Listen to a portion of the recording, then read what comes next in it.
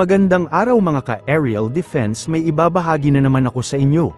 Dahil ngayong araw na ito ay may pag-uusapan tayo tungkol sa depensa, Philippine Air Force magpapatupad ng Integrated Air Defense System dahil sa banta ng kalaban. Pero bago tayo magpatuloy, huwag mo muna kalimutan mag-like, share and subscribe.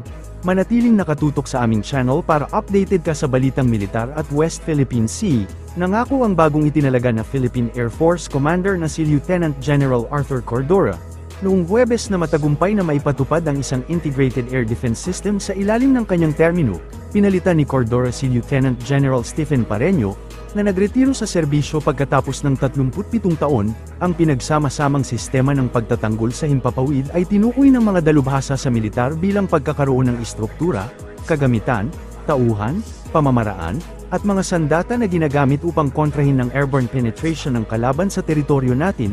Idinagdag ni Cordora na ang isang nakatutok na serbisyo sa himpapawid ay magbibigay daan sa PAF na mapadali ang tuluyang paglipat nito sa ganap na mga operasyon sa pagtatanggol sa teritoryo, at tugunan ng mga kinakailangan ng CADC para sa force projection at air interdictions. Sinabi rin niya na ito ay magbibigay daan sa PAF na mag-assimilate ng mga teknolohiya na magbibigay daan dito na epektibong gumana sa lahat ng domain, partikular sa cyber, at bigyang kapangyarihan ang mga human resources nito upang ihanda ang mga ito para sa kasalukuyan at hinaharap na mga banta. Nangako rin si Cordora na ang Philippine Air Force ay nakatutok sa kung ano ang mission essential at kung ano ang nagtataguyod ng interoperability, jointness, at excellence sa pinagsamang operasyon. My term, I intend to pursue a command thrust that focuses on the mission essential task and clearly defines the imperatives for a successful implementation of an integrated air defense system.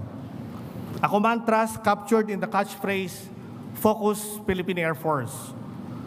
A focus PAP is mission-oriented, capability-driven, and values-based. This is a command thrust that is a call for retrospection, a call for action, and a call to become a learning organization. It shall be consistent with the Bagong Pilipinas call for a genuine and inclusive development and transformation strategy, and will support the AFP's comprehensive archipelagic defense concept in the development of the Armed Forces of the Philippines capabilities. A focused Philippine Air Force is an intervention that will follow on current thrust to facilitate Philippine Air Force eventual transition to full TD operations, address the CADC imperatives for force projection and air interdictions, assimilate technologies that enable us to operate effectively across all domains, particularly cyber, and finally, empower human resource to prepare them for the present and future tasks. In this respect, let me emphasize that the focused Philippine Air Force call for retrospection centers on the need to revisit the rich history of the Philippine Air Force, embrace its strong organizational culture, as well as influence the growing modernity in our needs.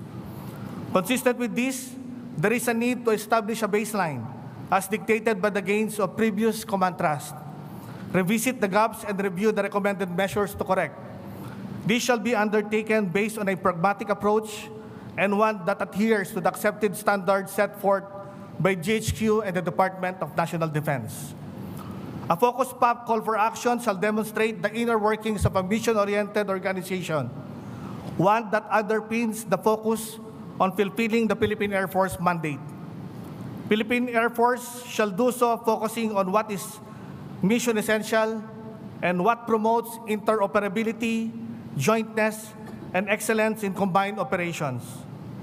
This underscores the need to rethink how the non-mission essentials should be regulated to allow uninterrupted and optimum human and material support in the development of the Philippine Air Force war-fighting capabilities, ensure compliance with the National Military Strategy, the Defense Planning Guidance of 2024, the General Security of Military Information Agreement, and adherence to the Philippine Air Force Flight Plan 2040.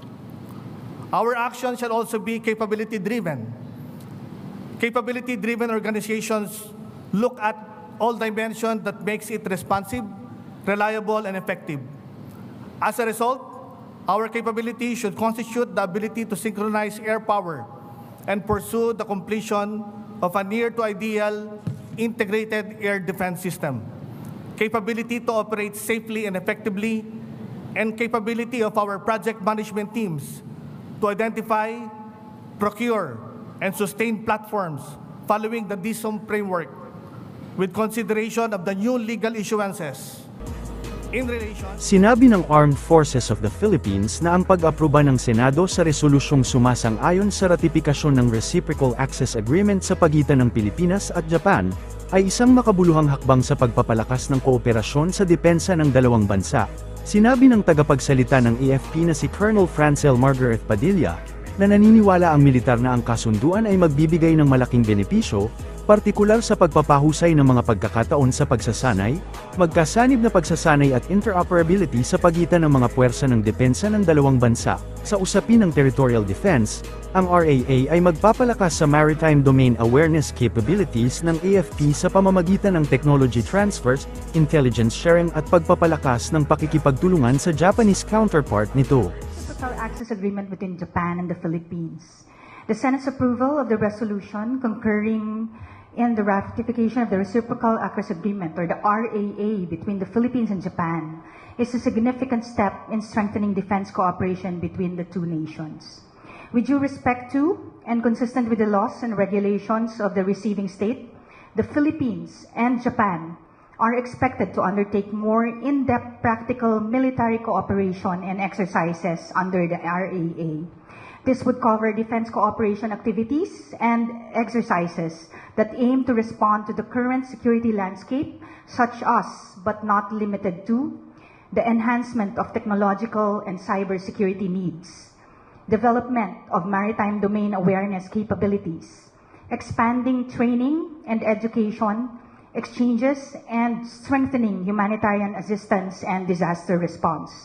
This partnership will help the AFP address security challenges, especially in critical areas such as the West Philippine Sea, and further solidify our preparedness and resilience in safeguarding national sovereignty. We do not give the exact details as it is for higher authorities for the final release of the details of the RAA.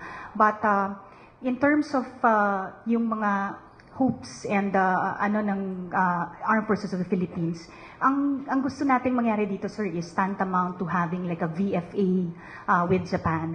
So yun yung gusto natin, sir, na ma-achieve natin at the end of all of this, and over and above that, not just Japan but other nations to also follow suit. So ito, sir, kasama na lahat dito, no, yung improvement and interoperability of our systems, intelligence sharing and gathering and sharing, yung compatibility of our communications equipment, all of those things. So, malawag itong mga sakop nito, but as I said, we won't be giving the exact details until such time po na talagang we will be implementing it in the Armed Forces of the Philippines. Para sa mas madaming update tungkol sa ating depensa, paki-follow at like muna ng aming page na nasa description na ang link. Huwag mo na rin kalimutan mag-like, share and subscribe. Pindutin mo na rin ang bell para updated kayo sa aking mga bagong video. Maraming salamat po.